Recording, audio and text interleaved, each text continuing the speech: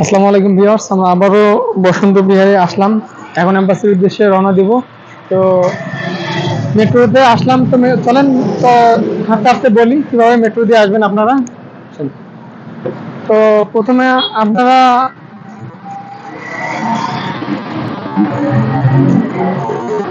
আমরা এই বসন্ত বিহারের মেট্রো থেকে বের হলাম 1 নম্বর প্ল্যাটফর্ম দিয়ে। তো আপনারা দেখবেন যে 1 নম্বর 2 নম্বর 1 নম্বর অথবা 2 নম্বর প্ল্যাটফর্ম দিয়ে বের হবেন। বের হয়ে আপনারা যদি 1 নম্বর প্ল্যাটফর্ম থেকে বের হন তাহলে রাস্তা পাবেন। দুই দিকে দেখবেন যে রাস্তা গেছে, আপনারা বের হয়ে হাতের বাম সাইড দিয়ে হাঁটা শুরু করবেন। তো আপনারা বাম সাইড দিয়ে হাঁটতে হাঁটতে সামনে ছোট্ট একটা ক্রসার পেয়ে যাবেন, রোড ক্রসার। তা 3 রাস্তার মাথা পেয়ে যাবেন। ওখান থেকে আপনার ডান দিকে মুভ করবেন। তো আপনারা দেখতে থাকেন, ভিডিওটা দেখলে অবশ্যই বুঝতে পারবেন কিভাবে আসবেন। আর কথা হচ্ছে আপনারা বসন্ত বিহারে কিভাবে আসবেন।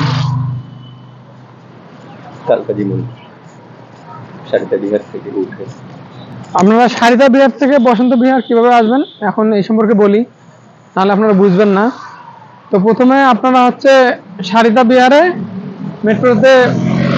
মেট্রোতে টিকিট কাউন্টারে গিয়ে টিকিট কাটবেন, বলবেন যে আমি বসন্ত বিহারে যাব। তো বাংলা বললে বুঝবেন না, অবশ্যই হিন্দিতে বলবেন যারা হিন্দি জানেন। হ্যাঁ, হালকা একটু হলেও হিন্দি জানতে হবে, নাহলে তো এখানে বাংলা বুঝবে না।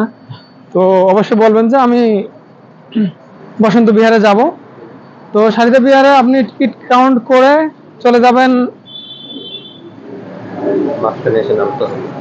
আপনারা মেট্রোতে উঠবেন, উঠে মাঝখানে আপনার কিন্তু মেট্রো চেঞ্জ করতে হবে। তো মাঝখানে মেট্রো চেঞ্জ করার জন্য আপনাকে কালকাজি মন্দির নেমে আবার 4 নম্বর প্ল্যাটফর্মে যেতে হবে।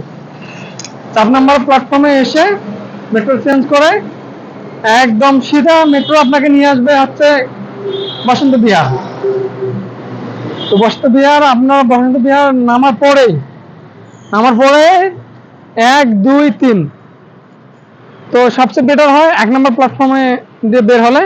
1 নম্বর প্ল্যাটফর্ম দিয়ে বের হয়ে উঠলে আপনি সাথে রাস্তা পেয়ে যান। রাস্তার বাম সাইড দিয়ে হাঁটবেন, হাঁটার পরে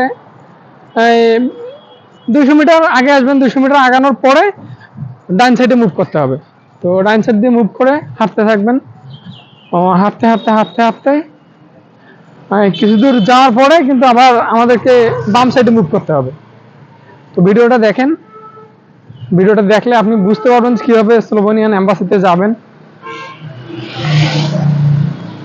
এটা হচ্ছে এম্বাসি এলাকা। এখানে আপনি শুধু স্লোভেনিয়ান এম্বাসি না, এখানে এই ভিডিওটা দেখলে আপনি আরো তিউনিসিয়ান এম্বাসিও লোকেশনটা বুঝতে পারবেন কিভাবে। সেম লোকেশন সেম ভাবে আপনি আসতে পারবেন। তিউনিসিয়ান এম্বাসি, যারা তিউনিসিয়ান এম্বাসি ফেস করতে চান বা আসতে চান, হ্যাঁ, এই ভিডিওটা দেখলে আপনি এই লোকেশনটাও আপনার জানা হয়ে যাবে, দেখা হয়ে যাবে। তো চলেন আমরা হাঁটতে হাঁটতে আরো কিছু কথা বলি। যারা যে দেশে যান, ইউরোপের যে কোনো কান্ট্রিতে যান, যেখানে যান, তো চেষ্টা করবেন সবাই লিগ্যাল ওয়েতে যাওয়ার জন্য। আর আপনি যে কাগজপত্রগুলো সাবমিট করবেন, এই জিনিসটা মাথায় রাখবেন। আপনি যে কাগজপত্রগুলো সাবমিট করবেন এগুলো অবশ্যই আপনাকে জিনুয়াল দিতে হবে। চেষ্টা করবেন যে কাগজপত্র অরিজিনাল দেওয়ার জন্য, কাগজপত্র ফেক না দেওয়ার জন্য।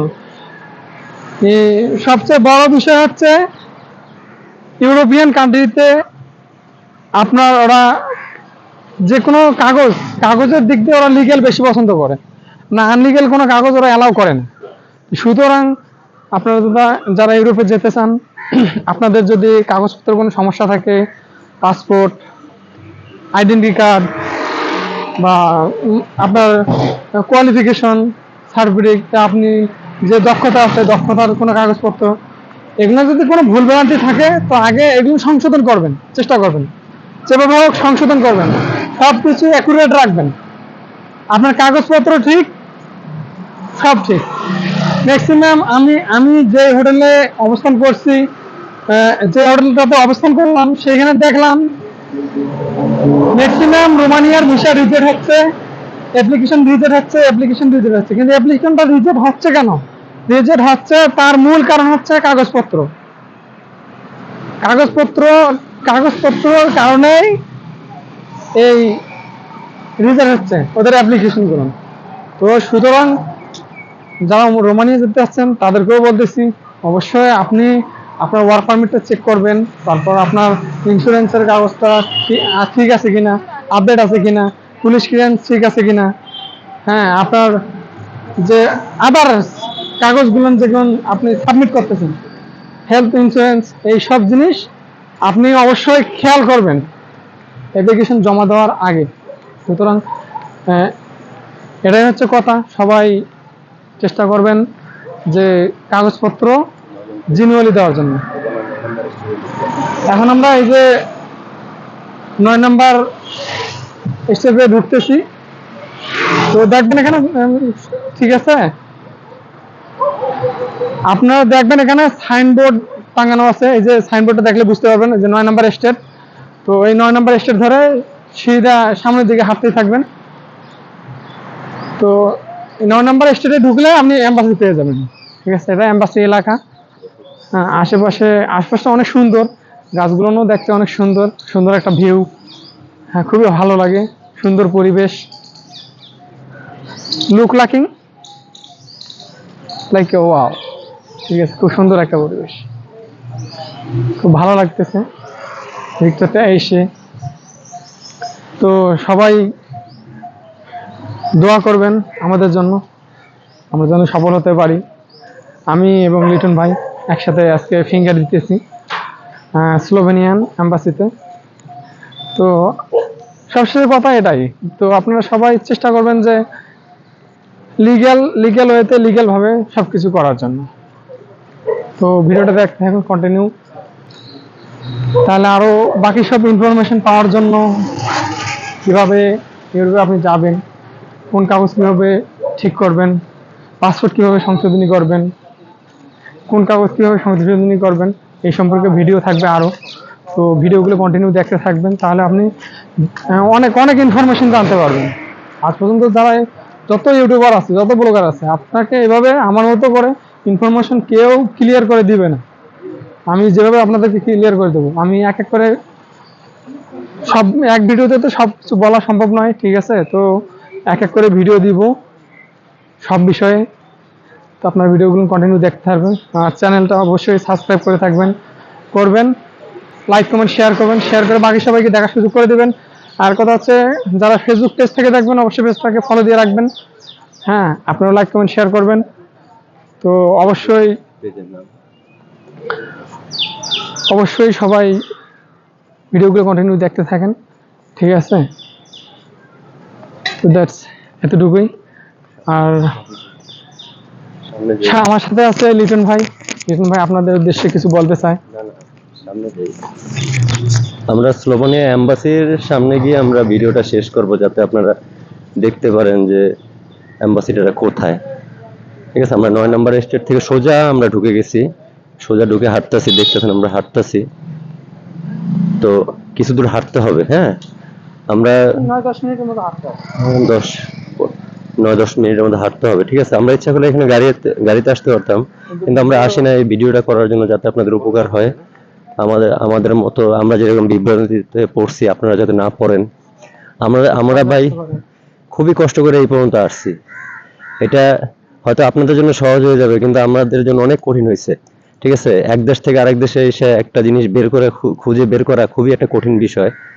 তো এটা যাতে আপনাদের কাছে কঠিন না হয়, ঠিক আছে, আপনারা যাতে সাশ্রয়ীভাবে আসতে পারেন এবং সহজভাবে যাতে আপনার এম্বাসি ফেস করতে পারেন। হ্যাঁ, সেজন্য আমাদের এই ভিডিওটা আপনাদের কাছে তুলে ধরা। তো দেখেন, খুবই সুন্দর একটা এরিয়া, এটা এম্বাসি পাড়া বলা হয়। এখানে অনেক এম্বাসি আছে। আমরা সব এম্বাসির নাম তো জানি না। আমরা যে এম্বাসিতে ফেস করতে আসছি সেই এম্বাসির নামটাই, কিন্তু এর পাশে বাম পাশে একটা তিউনিসিয়ার একটা এম্বাসি আছে, তাজিকিস্তানের একটা এম্বাসি আছে, আপনারা এটা দেখতে পারবেন। এটা হলো আমাদের এম্বাসিটা, হলো আমরা যে রাস্তা দিয়ে যাইতেছি এটা ডান পাশে। হ্যাঁ, আমরা 9 নম্বর স্টেট থেকে ঢুকছি, 5 নম্বর স্টেটের কোনাটার মধ্যে এম্বাসিটা, আমাদের এম্বাসিটা। সামনে ফ্ল্যাগ আছে, স্লোভেনিয়ার ফ্ল্যাগ আছে দেখবেন সামনে, বেঞ্চ দেয়া আছে। আর এখানে এম্বাসির যে কেয়ারটেকার আছে, সিকিউরিটি গার্ড আছে, ঠিক আছে, সে হলো নেপালিয়ান, হিন্দি জানে। কিন্তু ভাই আপনাদের কাছে রিকোয়েস্ট যে আপনারা হালকা হলে আপনারা একটু হিন্দি শিখে আসবেন, হ্যাঁ, কারণ ওরা এই যে দেখেন আপনি তিউনিসিয়ার embassy of the republic of Tunisia, হ্যাঁ, এই তিউনিসিয়ার এম্বাসি, এই তিউনিসিয়া এম্বাসি পার হওয়ার পরে আমাদের স্লোভেনিয়ার এম্বাসি। তো যেই কথা বলতেছিলাম যে আপনারা একটু হলেও ভাই আপনারা একটু হিন্দি বুঝে শুনে বা শিখে আসবেন, কারণ ওরা ইংলিশ বুঝে কিন্তু ওরা বলে না, ওদের ভাষাটাই ওরা সবচেয়ে বেশি বেশি বলে, হ্যাঁ। আর সবচেয়ে বড় কথা যে আপনারা করবেন যে ওরা আরেকটা জিনিস হলো, ওরা কাউকে কোনো ইন্ডিয়ানদের মধ্যে একটা জিনিস দেখছি যে ওরা কাউকে সাহায্য করে না, কোনো বিষয় নিয়ে সাহায্য করে না। আপনি যদি একটা জিনিস যদি জিজ্ঞেস করেন আপনাকে উল্টা রাস্তা দেখাই দিবে, হ্যাঁ। আর একটা কথা কখনো দ্বিতীয়বার ওদের কাছে বলা যায় না, তো ওরা রাগ করে। তো ভাই এই জিনিসগুলো আমরা সাফার করছি, আমরা চাই না যে আপনারা সাফার করেন। আপনারা ভিডিওটা দেখলে আপনারা বুঝতে পারবেন যে কিভাবে কোথায় আসতে হবে, ঠিক আছে, কিভাবে আসতে হবে। এই যে সামনে দেখেন একটা কর্নারের মধ্যে একটা চায়ের দোকান আছে, এই চায়ের দোকানের অপোজিটের, হ্যাঁ, পিছনের এটাই হলো স্লোভেনিয়ার এম্বাসি। চায়ের দোকানের পিছনেরটাই স্লোভেনিয়ার এম্বাসি। আশা করি আপনারা আসতে পারবেন। ওই দেখেন A5 স্টেট লেখা, A5 স্টেট লেখা। তো আমরা এম্বাসির গেটের সামনে গিয়ে আমরা, যেহেতু এম্বাসি এলাকা, তো আমরা খুবই সেফটি ভাবে এখানে করতেছি। এখানে কিন্তু ভিডিওটা খুবই টাফ ব্যাপার করা, তাও আপনাদের উপকারের জন্য আমরা রিস্ক নিয়ে ভিডিওটা করতেছি। খুবই সকালবেলা আমরা বের হয়েছি, এখন বাজে আমার মনে হয় 8টার মতো, প্রায় 8টার মতো বাজে। তো খুবই সকালবেলা বের হয়েছি। তো এই হলো আমাদের হলো embassy of the republic of Slovenia, new Delhi, হ্যাঁ। তো আশা করি সবাই দেখছেন, চিনছেন।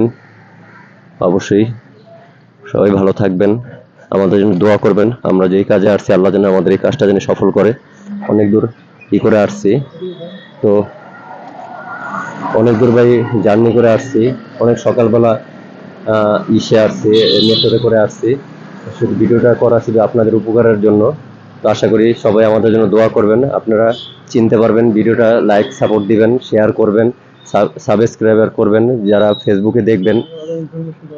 আরো ইনফরমেশন পাওয়ার জন্য সবাই আমাদের সাপোর্ট করবেন।